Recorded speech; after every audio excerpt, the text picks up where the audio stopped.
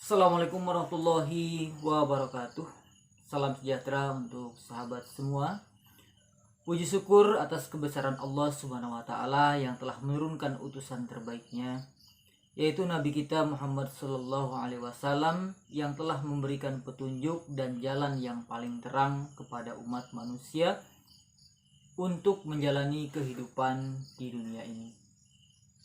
Rasa cinta dari kekasih Allah ini begitu besar kepada umatnya, sampai-sampai sebelum kepergiannya ia masih menyampaikan pesan, nasihat dan wasiat untuk umatnya, khususnya yang beragama Islam. Pesan dan wasiat seperti apa? Mari kita simak penjelasannya. Wasiat adalah pesan atau perintah kepada seseorang untuk bisa ditunaikan. Akan tetapi bagaimana kalau pesan tersebut disampaikan oleh baginda Rasulullah SAW? Jelas ada sesuatu hikmah yang terdapat di dalam pesan tersebut. Apapun yang disampaikan Rasulullah SAW bukanlah asal bicara dan mengada-ada, tapi itu semua berupa wahyu dan tuntutan dari Allah Subhanahu wa taala melalui perantara Nabi Muhammad SAW. Pada diri Rasulullah terdapat suri tauladan terbaik dari semua manusia, tutur katanya, perilakunya, kebijaksanaannya, dan semua yang ada padanya itu membawa kebaikan dan contoh bagi kita semua. Waktu terus berjalan, masa pun terus berganti. Masih ingatkah kita akan akhir zaman? Yang penghuni buminya tinggal manusia-manusia yang Rasulullah menyebutnya sebagai generasi terburuk. Kiamat hanya akan terjadi pada manusia yang paling buruk. Mereka lebih jelek dibandingkan orang jahiliyah. Setiap doa yang mereka panjatkan pasti Allah tolak doanya. Hadis riwayat Muslim 1924 dan Ibnu Hibban 6836. Semoga kita tidak termasuk generasi terburuk seperti yang disebutkan oleh Rasulullah dengan melakukan 7 hal ini. Sahabat Bait Puisi, kita lanjutkan pembahasan kita mengenai 7 nasihat dari sang kinasih, sang kekasih Allah, yaitu dari Nabi Muhammad SAW. Sebelum kita lanjutkan, bagi yang baru bergabung di channel kami, dukung kami dengan cara like, comment, subscribe, serta share video-video kami. Terima kasih untuk sahabat yang sudah subscribe dan setia di channel kami. Semoga kami dapat memberikan manfaat kepada sahabat-sahabat semua. Baik, berikut akan kami paparkan mengenai 7 nasihat dari Rasulullah untuk umat akhir zaman. Yang pertama, mencintai orang miskin. Wasiat ini berlaku umum untuk seluruh umat Islam. Yang dimaksud dengan mencintai adalah lebih kepada sikap dan perlakuan kita terhadap orang-orang miskin. Kita dituntut untuk berlaku tawadu, duduk bersama mereka, menolong mereka, serta turut bersabar bersama mereka. Menolong dan berbagi dengan mereka adalah salah satu bukti paling nyata dan konkret dari rasa cinta kita terhadap orang miskin. Berbagi dan menolong terhadap sesama tentu saja akan mendatangkan ridhonya dan kasih sayangnya, seperti apa yang disabdakan oleh Rasulullah SAW. Barang siapa menghilangkan kesusahan dunia dari seorang mukmin, Allah akan menghilangkan darinya satu kesusahan di hari kiamat. Dan barang siapa yang memudahkan kesulitan orang-orang yang dililit utang, Allah akan memudahkan atasnya di dunia dan akhirat. Ingin ditolong Allah pada hari kiamat nanti, maka bergiatlah untuk menolong sesama, terutama menolong orang-orang miskin, agar senantiasa mendapat pertolongan dan kasih sayangnya. Selama hidupnya, Rasulullah SAW pun selalu mencintai orang-orang miskin dan dekat dengan mereka. Rasulullah pun selalu menghimbau dan mengajak para sahabatnya agar selalu mencintai mereka yang mengalami kekurangan dari segi ekonomi. Dalam suatu riwayat, Ibnu Umar disebutkan pada suatu hari bahwa salah seorang dari kaum muhajirin yang miskin menceritakan kepada Rasulullah betapa beruntungnya mereka yang memiliki kekayaan harta, karena dapat beribadah dan beramal lebih banyak melalui harta mereka. Mendengar hal itu, Rasulullah SAW bersabda, Wahai orang-orang yang miskin, aku akan memberikan kabar gembira kepada kalian bahwa orang mukmin yang miskin akan lebih dahulu masuk surga daripada orang mukmin yang kaya dengan tenggang waktu setengah hari. Itu sama dengan 500 tahun. Bukankah Allah berfirman, sesungguhnya sehari di sisi Tuhanmu adalah seperti 1000 tahun menurut perhitunganmu. Sesungguhnya sehari di sisi Tuhanmu adalah seperti 1000 tahun menurut perhitunganmu. Lalu bagaimana bisa seseorang yang miskin akan lebih dahulu masuk surga? Padahal bisa dibilang orang yang memiliki hartalah yang lebih banyak beramal dan bersedekah. Rasulullah pun menjawab, orang-orang yang memiliki harta akan menyusul orang-orang miskin untuk memasuki surga, karena mereka harus melalui proses pertanggungjawaban dan perhitungan dari harta-harta yang mereka miliki dan mereka pakai selama mereka hidup di dunia ini. Maka sesungguhnya begitu banyak ladang amal yang telah Allah sediakan di muka bumi ini. Salah satunya yaitu mengasihi dan menyayangi orang-orang miskin. Nasihat yang kedua yaitu melihat orang yang ada di bawah, jangan melihat orang yang di atas. Jauh dari syukur itulah sifat dasar manusia. Oleh karena itu, Rasulullah SAW memerintahkan umat Islam untuk melihat kepada orang yang lebih rendah dalam hal materi dan penghidupan, agar kita senantiasa berterima kasih dan bersyukur atas sesuatu yang telah Allah berikan kepada kita, sebagaimana sabda Rasulullah, lihatlah kepada orang yang berada di bawahmu dan jangan melihat orang yang berada di atasmu, karena demikian lebih patut agar kalian tidak meremehkan nikmat Allah yang telah diberikan kepadamu. Hadis riwayat Bukhari. Melalui hadis ini, Rasulullah mengingatkan kita agar tidak melihat kepada orang-orang yang hidupnya berada di atas kita. Orang-orang yang hidupnya bergelimang harta dan memiliki kekayaan yang melimpah, karena demi Allah keindahan dan kenikmatan benar-benar menyilaukan dan memukau bagi siapa saja yang lupa untuk berterima kasih kepada Allah Subhanahu wa Ta'ala. Dengan melihat kepada orang yang berada di bawah kita akan merasa berterima kasih dan menyadari begitu banyak nikmat yang telah diberikannya sampai saat ini. Nikmat dan karunia sekecil apapun jika disyukuri maka akan terasa begitu indah. Namun dalam hal beribadah justru sebaliknya, kita dianjurkan untuk melihat kepada mereka yang berada di atas kita. Mereka yang ibadah dan akhlaknya lebih baik dari kita. Mengapa demikian? Hal ini akan memotivasi kita dan membuat kita senantiasa untuk berlomba-lomba dalam hal kebaikan dan meraih ridhonya.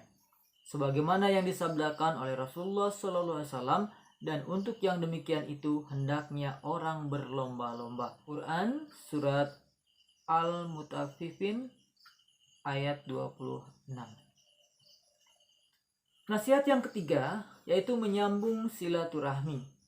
Silaturahmi adalah ibadah yang mulia dan memberikan banyak berkah bagi siapapun yang melakukannya. Silaturahmi merupakan fitrah dan kebutuhan manusia karena manusia adalah makhluk sosial yang tidak bisa hidup sendiri. Senantiasa berinteraksi dan bersosialisasi dengan sesama manusia. Maka silaturahmi merupakan salah satu ibadah yang paling dianjurkan dan diwajibkan dalam Islam. Seperti peringatan dan ancamannya dalam firman Allah, maka apakah kiranya jika kamu berkuasa, kamu akan membuat kerusakan di bumi dan memutuskan hubungan kekeluargaan? Mereka itulah orang-orang yang dilaknat Allah dan ditulikannya telinga mereka dan dibutakannya penglihatan mereka. Quran Surat Muhammad ayat 22-23. Maka di zaman modern yang semakin memudahkan kita untuk berkomunikasi, rasanya tidak ada lagi alasan untuk tidak menyambung silaturahmi kepada sesama saudara, karena menyambung tali silaturahmi memiliki banyak manfaat. Rahmat dan kebaikan dari Allah senantiasa tercurah kepada mereka yang senantiasa menyambung tali silaturahmi. Silaturahmi juga merupakan sebab pentingnya seseorang masuk surga dan dijauhkan dari api neraka. Selain itu, silaturahmi juga merupakan tanda ketaatan dan amalan yang mendekatkan seseorang hamba kepada Tuhannya, Allah Subhanahu wa Ta'ala. Selanjutnya, nasihat keempat adalah perbanyak ucapan la haula wala quwata illa billah. La haula wala quwata illa billah, tidak ada daya dan upaya kecuali dari pertolongan Allah. Sebuah kalimat yang mengingatkan kita bahwa sudah semestinya sebagai hamba yang lemah ini kita senantiasa dan meyakini bahwa segala sesuatu yang kita lakukan terjadi karena kehendak dan kuasanya. Segala sesuatu yang terjadi di muka bumi ini, baik yang besar maupun kecil, semuanya terjadi karena kehendak Allah. Maka tidaklah pantas kita sebagai manusia merasa sombong dan takabur. Kalimat ini juga mengingatkan kita bahwa hanya Allah lah satu-satunya tempat kembali dan meminta. Tiada daya dan kekuatan yang dapat menandingi atau menyamai kekuatan serta kehendaknya.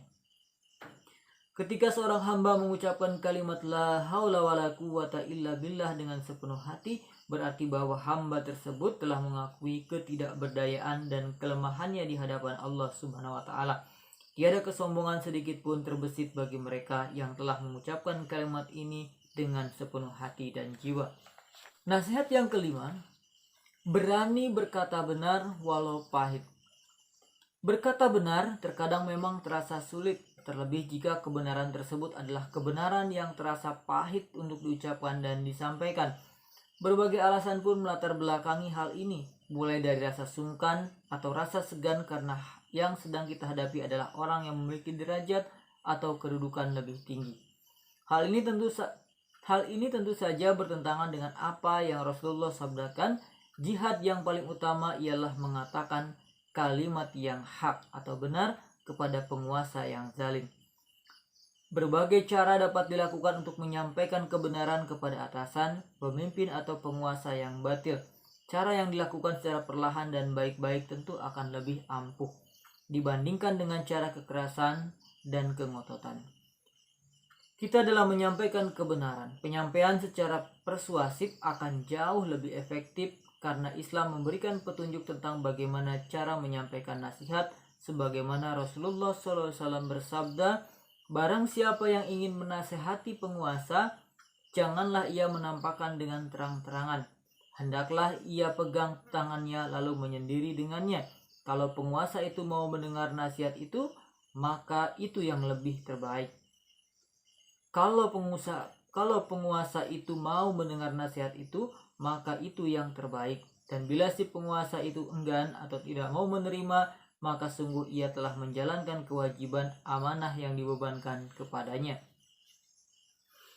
Nasihat berikutnya, tidak takut celaan ketika berdakwah.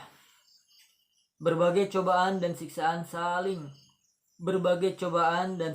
yang menimpa Rasulullah ketika berdakwah tentu tidak diragukan lagi kebenarannya. Cobaan dan siksaan yang begitu perih dan pedih dialami oleh Rasulullah dan para sahabatnya dalam menyampaikan ajaran-ajaran Islam. Namun hal itu tidak sedikit pun membuat mereka gentar dan takut, karena mereka percaya dengan janji Allah yang begitu manis dan indah. Dakwah dari dulu memang bukan hal yang mudah dan pasti akan mengalami banyak hambatan dan cobaan. Hambatan, rintangan, dan perlawanan tentu akan datang dari mereka yang tidak menyukai melihat Islam berjaya. Hambatan dan rintangan yang berat ini bukan tidak mungkin akan menyurutkan langkah kita dalam berdakwah. Namun Rasulullah mengajarkan kepada kita untuk tetap bersikap berani dan pantang menyerah dalam menyampaikan kebaikan. Quran Surat Al-Ahzab ayat 39. Allah begitu mencintai siapapun yang mengutarakan kebenaran dari ajarannya, seperti yang Allah sampaikan dalam Surat Al-Ma'idah ayat 54. Jaminan mendapatkan surga pun telah dijanjikannya bagi siapapun yang berdakwah di jalannya. Dakwah memanglah tidak mudah, maka dakwah harus dilakukan semata untuk mendapatkan ridhonya, agar kita tidak dengan mudah berhenti dan keluar dari barisan dakwah yang begitu mulia.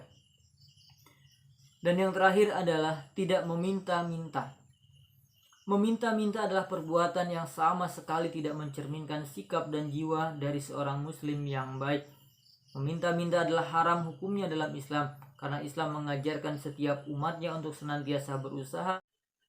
Sahabat BPC, terima kasih telah mendengarkan penyampaian ini. Atas segala salah dan hilaf dalam penyampaian ini, saya mohon maaf yang sebesar-besarnya. dan itu semua adalah murni dari kesalahan kami.